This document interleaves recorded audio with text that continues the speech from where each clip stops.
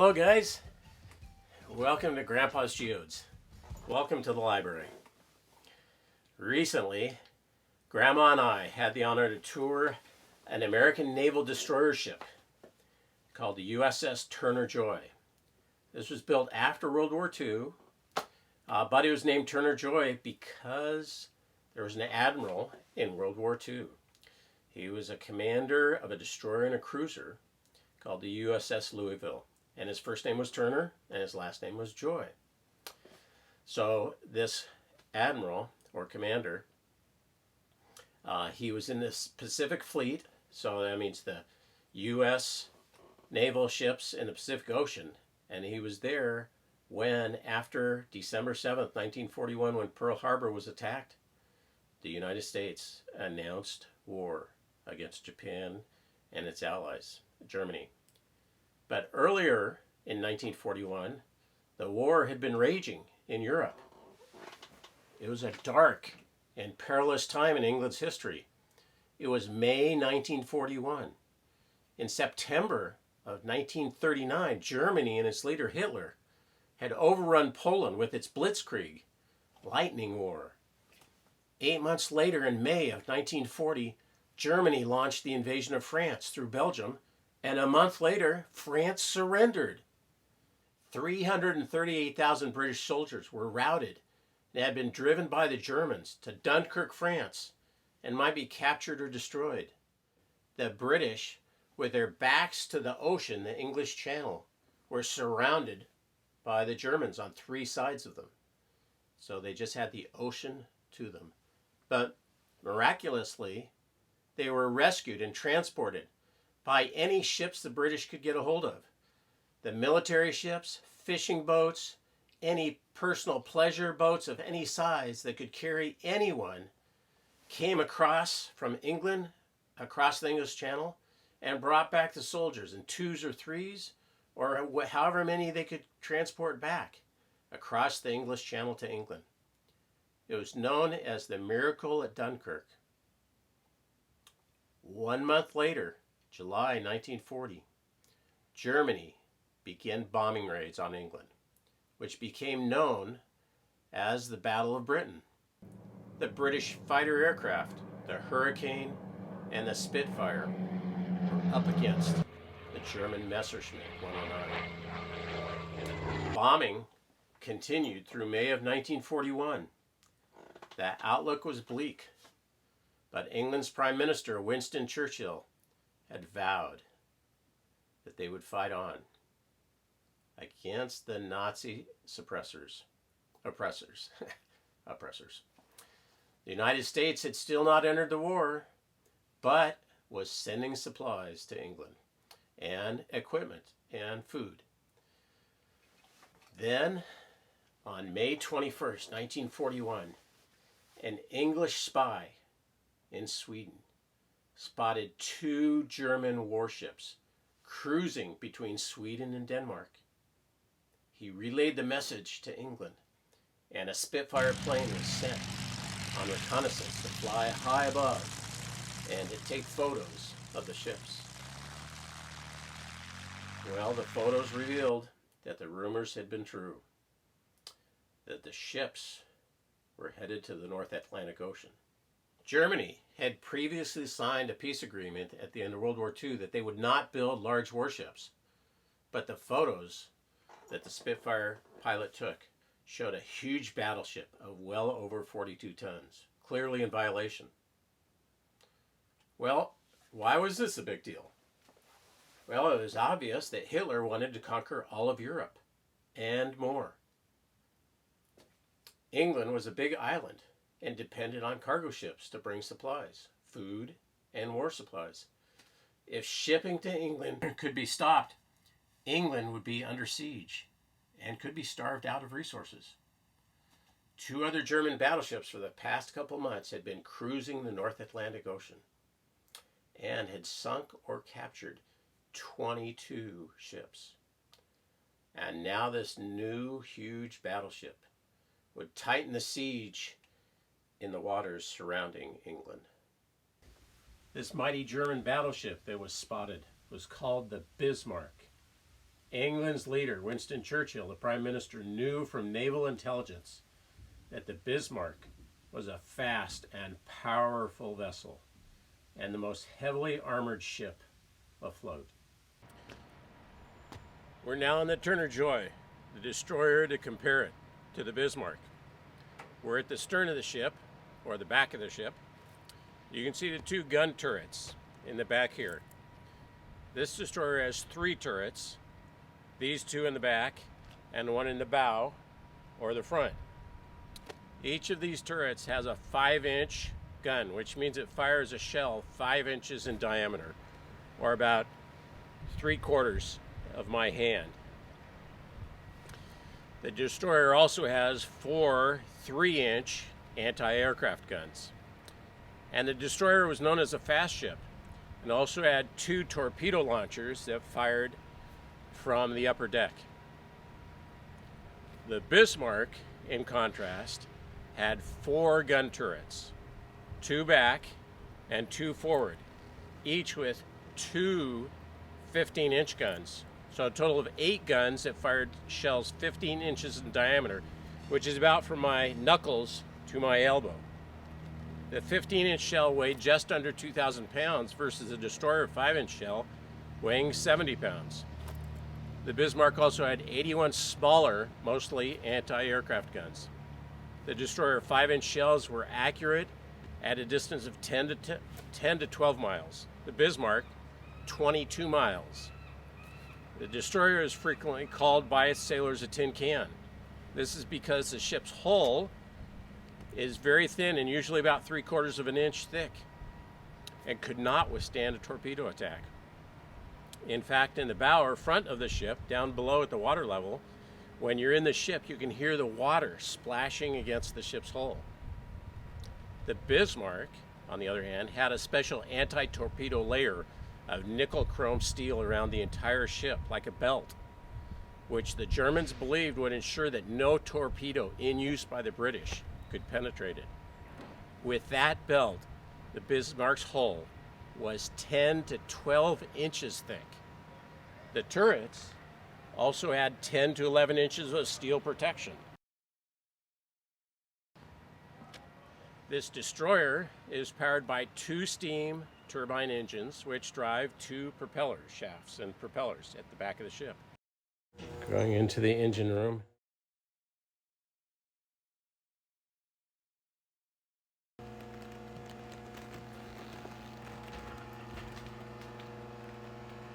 The Bismarck was powered by 3 steam engines, which powered 3 propellers.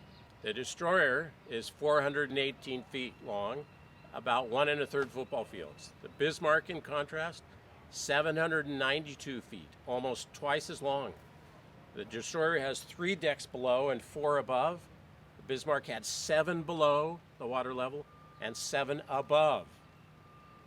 The destroyer had a crew of 320, and the Bismarck, 2,200.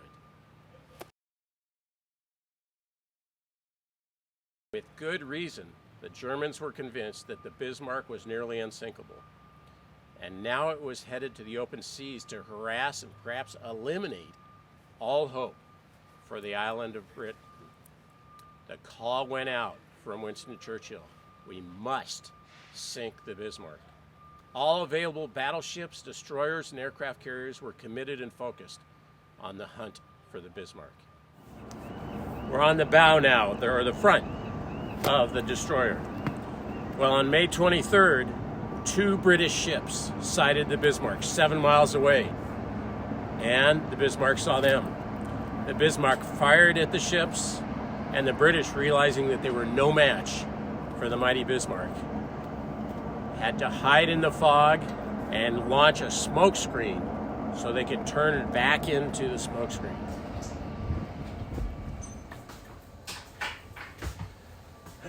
We're now on the bridge of the ship. The next day, May 24th, the Hood, which was the largest British battleship at 42 tons and the pride of the British Navy, spotted the Bismarck 12.5 miles away, along with another German battleship, and they commenced firing on the Bismarck.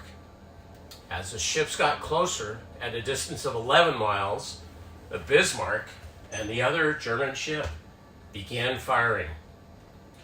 One of the Bismarck shots hit the hood in the center between the smokestacks and caused a huge explosion. 6 minutes later, the mighty Hood, which had been the largest battleship in the world for 20 years and the pride of the British Navy, sank. The other remaining British battleship was severely damaged but managed to escape. The destruction of the British battleship, the Hood, and its crew was a great tragedy for England. So that night, the call went up for the British aircraft carrier, the Victorious, to launch its available planes to attack the Bismarck. The available planes were Swordfish, a biplane. It was actually quite an unusual sight to see. In the days of Spitfires and Hurricanes and Me-109s fighting the Battle of Britain and high-speed dogfights, to see 9 biplanes that looked like they were from World War I take off from the large modern aircraft carrier, the Victorious. It felt like they were stepping back in time. Oh, you know, before I go any further, I think I need my helmet to help me with this story.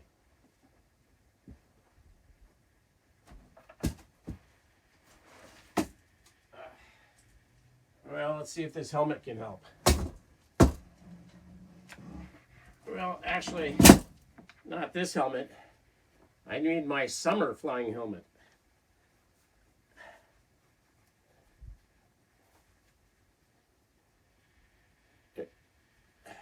There we go. I can't put it all the way down because I can't hear. The Swordfish was designed in the 1930s, and it was an open cockpit biplane with a metal frame and covered with fabric. It carried a pilot, an observer, and a gunner, or navigator.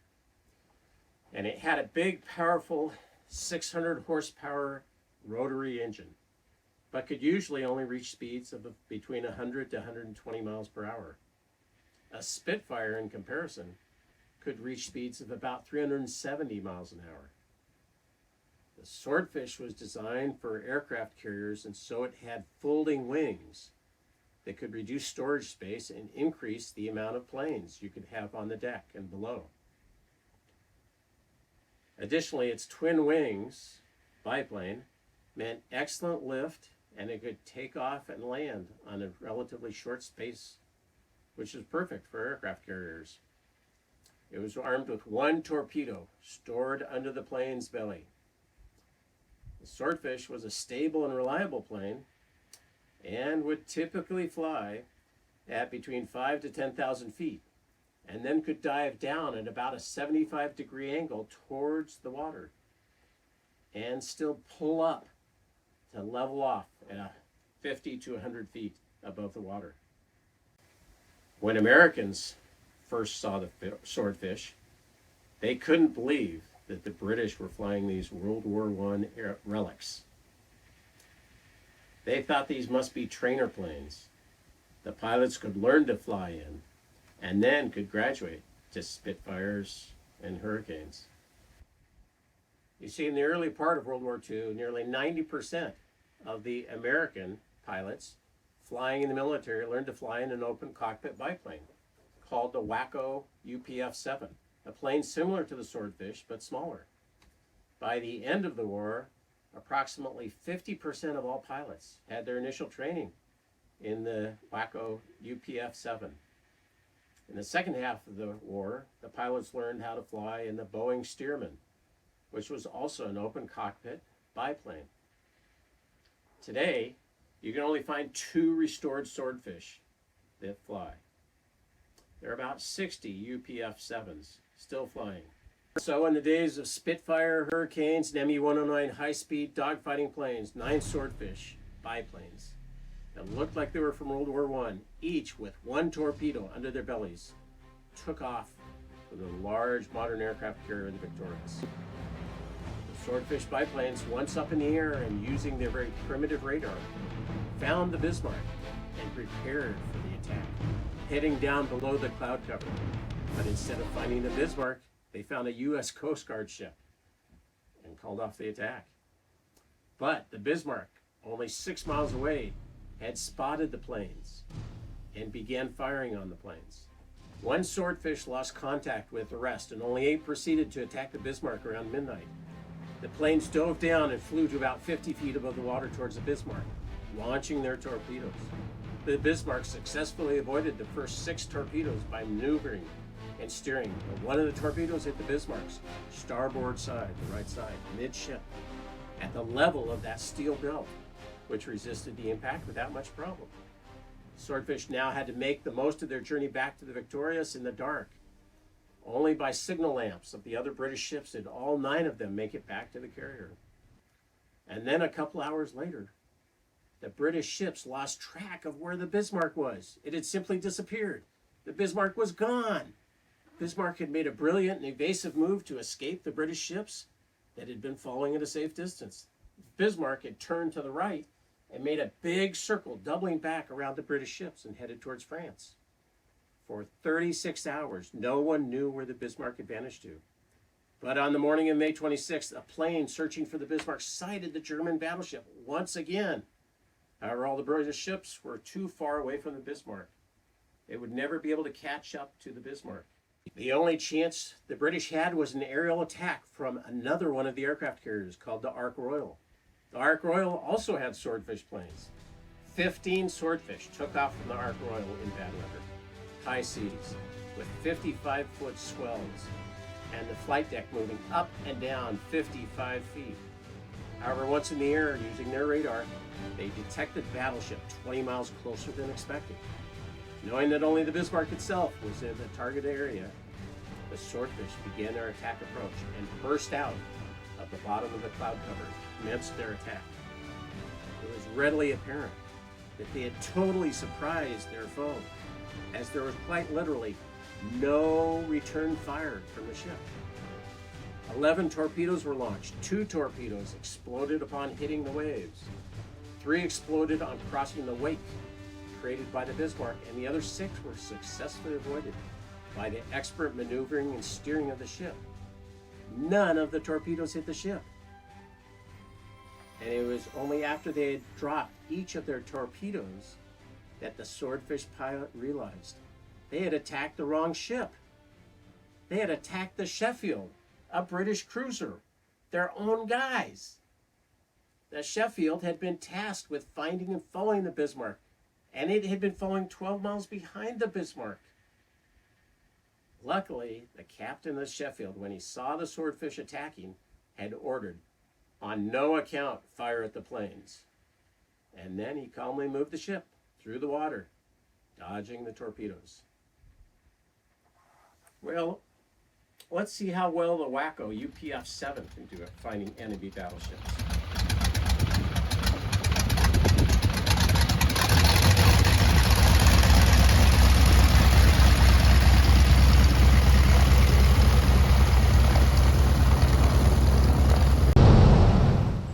Looks like we're approaching some kind of bay or port with what could be some large gray ships.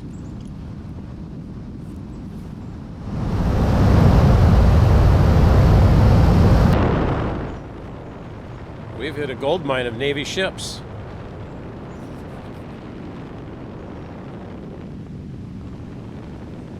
There's some frigates and supply ships and an aircraft carrier. You can see the clear flight deck.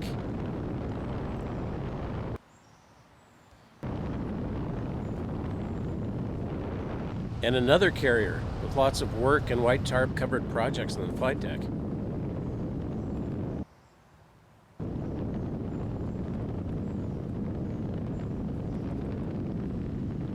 And about 8 submarines. Well, let's check with our spy on the ground and see what the aircraft carrier was.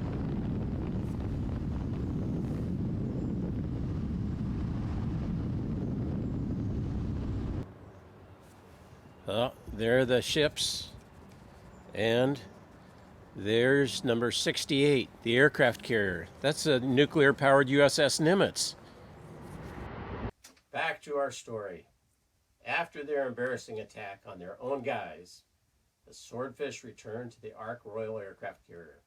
But landing conditions had become even worse than before, and the deck control officer had to attach a rope to his waist before he could even stand with his back to the wind and holding up the bats, directing the planes in. 3 of the Swordfish crashed on the flight deck as they came in because they didn't time it right with the stern rising as they're trying to land. And they smashed their undercarriages or their bellies and had to be cleared away before the others could land. Fortunately, though, everyone made it back safely, but none too proud for attacking the wrong ship.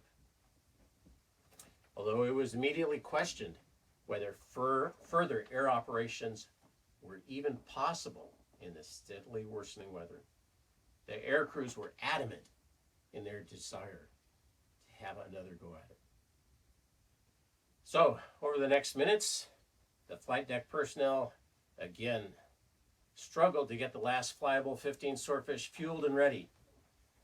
New torpedoes loaded, but discarding the new magnetic pistols that had been on the torpedoes that hadn't worked, that had exploded early.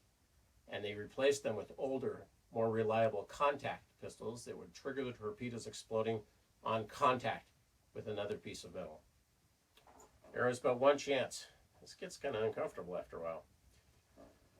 There was but one chance left to catch or slow down the Bismarck, and it would have to be an aerial attack by the same Swordfish that had just almost blown up their own guys. It would be dark soon, and this would be their last chance to stop, or at least slow down the Bismarck. If they failed, the Bismarck would reach the protection of the French coast. So, at 7:15 that evening, the 15 refueled Swordfish took off from the Ark Royal again, well, with express instructions to fly over the Sheffield and get directions to where the Bismarck was sighted. As they flew over the Sheffield, the Sheffield blinked to proceed bearing at 110 degrees in a distance of 12 miles. Conditions were less than ideal with cloud cover 2,000 to 5,000 feet, well, at the 2,000 to 5,000 feet level.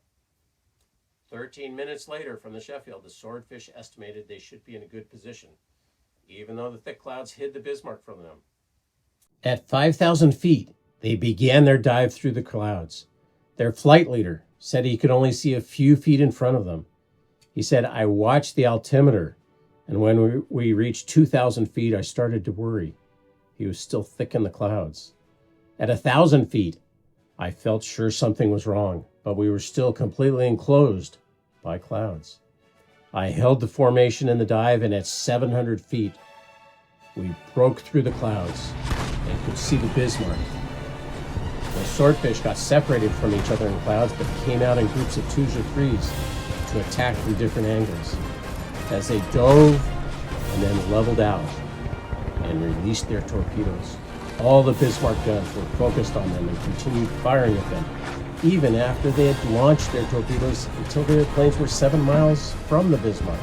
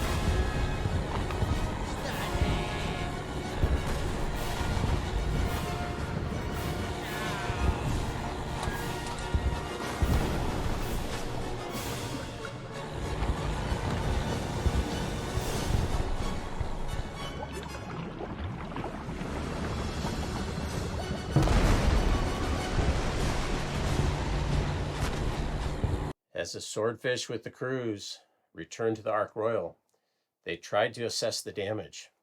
The weather was still terrible, and 5 of the swordfish had been hit with artillery shells from the Bismarck. One of them had 175 holes in it from the shells and the flak fire. 3 of the swordfish crashed on landing on the Ark Royal, but miraculously, all of the planes and crews had returned. But only 6 of the swordfish would be able to fly again, and they were quickly rearmed and prepared for another strike. But in the meantime, something strange was observed by the planes following and observing the Bismarck and the attack. After the torpedo attack, the Bismarck had made 2 large circles at slow speed and was slowly circling again. One of the torpedoes had hit midship, causing some damage, but one lucky torpedo hit the extreme stern or back and hit, jamming the rudders to 12 degrees to port. The Bismarck crew tried to repair it, but it couldn't be repaired. The Bismarck was now a sitting duck. All it could do was fire its guns, but just circle around in a big circle. And it was too far away from any other German ships that could help it. All the British ships could now catch up to it and commenced a barrage of firing until the mighty Bismarck was sunk. The swordfish planes and their crews had made one of the most decisive blows in modern history, and it didn't sink the ship. It just jammed 2 little rudders. Now stop the video, take a bathroom break, and come back and reflect on what lessons we can learn or apply to this true story and how it applies in our lives. Talk about it with your family. Then you can resume the video for my final comments.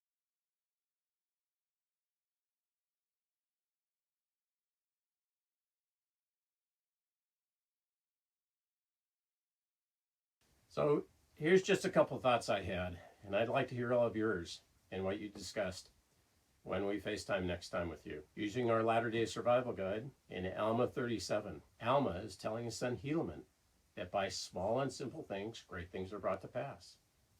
This Helaman is the same Helaman that became the prophet and led the 2,000 stripling warriors in battle against the attacking Lamanites. I'd encourage all of you to read Alma 37 and see what small and simple things Alma is referring to. Behind me is a reminder of small and simple things from other stories. Can you remember the quote? And so the saying went across all of England, for want of a nail, a shoe was lost. For want of a shoe, a horse was lost. For want of a horse, a battle was lost. For want of a battle, a kingdom was lost. And all for the want of a horseshoe nail.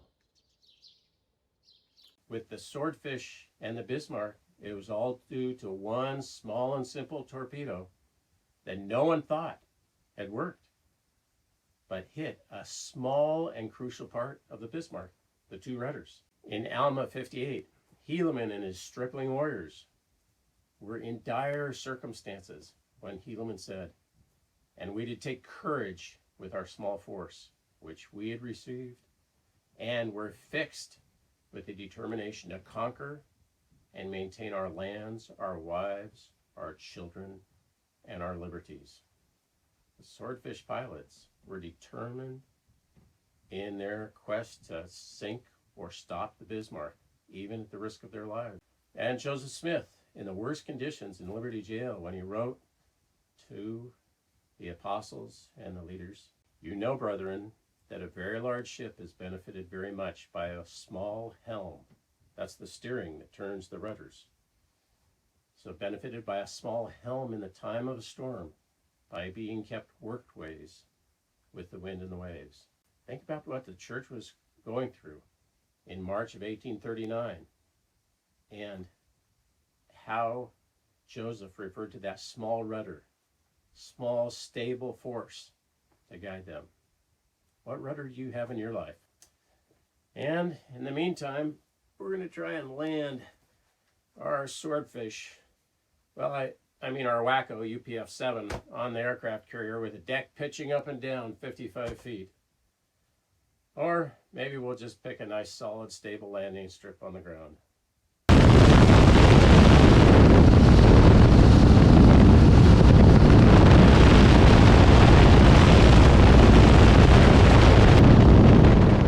You know, the UPF-7 still bounces around a lot with wind currents and or different air temperatures on land versus water.